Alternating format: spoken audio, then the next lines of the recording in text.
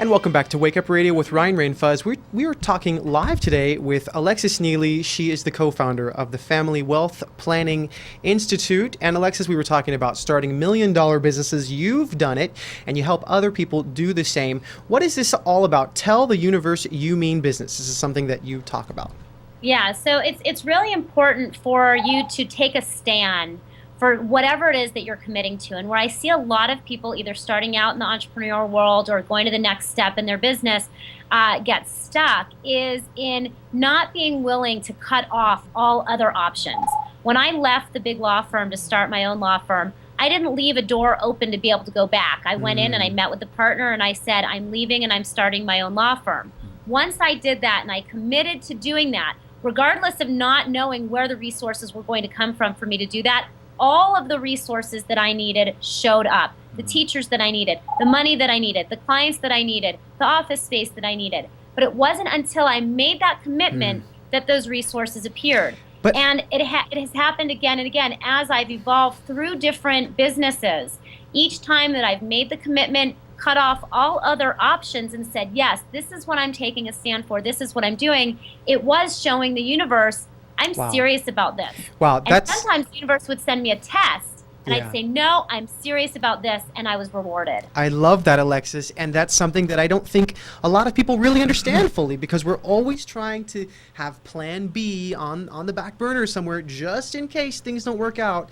I'll share something with you briefly. I am a travel enthusiast at the core of my being, and I've done some crazy trips. Fuzz, you know, I've taken off with a plane ticket and a prayer, sometimes with not even having $1 in my pocket, but I always make it work out, and I just believe that somehow things will come together, and they always do. I don't have an option, and I think I need to take that same philosophy and apply it to business. That's right. That's the only thing holding you back. The only thing holding you back is your commitment and your decision. You just haven't made it yet. And once you do, all of the resources that you need will be there. Yeah. I think that's scary for a lot of people because, and now I'm going to bring up my issues because we don't like the word fail. We don't like the word mistake. We don't like the word, we don't like the idea that it might not work out. And so that's where that whole plan B comes in. I even know when I went to college, I wanted to be a theater major, but no one makes money as a theater major. So, okay, I'm going to double major and get this other thing over here as well. When I've known since 5 years old that acting and performing is what I wanted to do. So I think, we rely on that safety net. That's good advice. I like that. Alexis, and so many of us are living lives that we don't really want because we are living our plan Bs. Yes. Now, a moment ago, you had said that you are an evolutionary entrepreneur. Could you elaborate on that? What do you mean by that? Yeah, so an evolutionary entrepreneur is someone who doesn't get stuck doing the things that they don't want to do. So I've now had 2 different businesses. I'm moving on to my 3rd and 4th businesses at this time. And you said something earlier. You said, you didn't get stuck. You weren't afraid to make the transition. I was deathly afraid to make the transition. I was leaving $185,000 a year salary to start my own law firm without any money in the bank and 2 kids at home and a husband who was depending on me. He was a stay-at-home dad. I was deathly afraid, but I did it anyway. And that's what it means to be an evolutionary entrepreneur. It means that you are afraid, but you're not willing to be stopped by that fear. You feel the fear, you do it anyway. You keep moving forward towards getting closer and closer to the things that truly, truly make your soul sing. And you don't stop until you're doing those things. And then you realize that when your soul stops singing, it's time to move on to the next thing. And you discover how to do that with grace and ease and integrity. Okay, so Alexis, for you at this point, it's actually really quite easy because you've done it several times. Now, I know the same is true with me and my travels. It's really quite easy. People say, oh my God, it would take me months to plan for a trip to go out of the country. And I say, my God, it takes me 5 minutes. Give me a ticket, I'm gone, and I'll figure it out as I get there.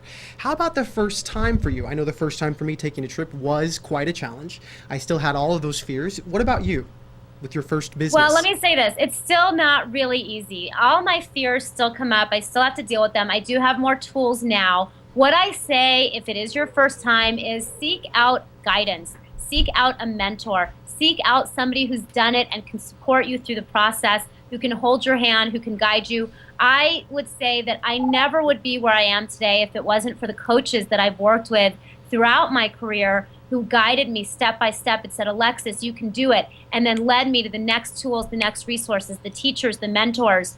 So much of who I've become is thanks to them. So find someone who's done what you want to do, call them, ask them for help, and get the support that you need to do it, because it is really hard to do it alone. Wow, wow. Your energy is off the chart. I really, really wish that you could be here in person in the studio with us, because I just feel like we would make such a strong connection, because you're right there with me, and I love that.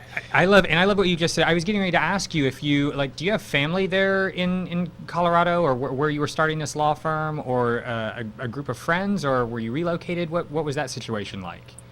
Yeah, so I actually just moved to Colorado in January. We were living in Los Angeles up until then. I built my law firm in Redondo Beach. I'm from Miami originally, so I didn't have any, special resources or contacts there. And this is part of being an evolutionary entrepreneur. I came to visit a friend here in Colorado in November. There was a house for rent, 2 houses down from her, and I decided, you know what, let's move. Something was calling me here. I couldn't explain what it was. All I knew is that I could feel it.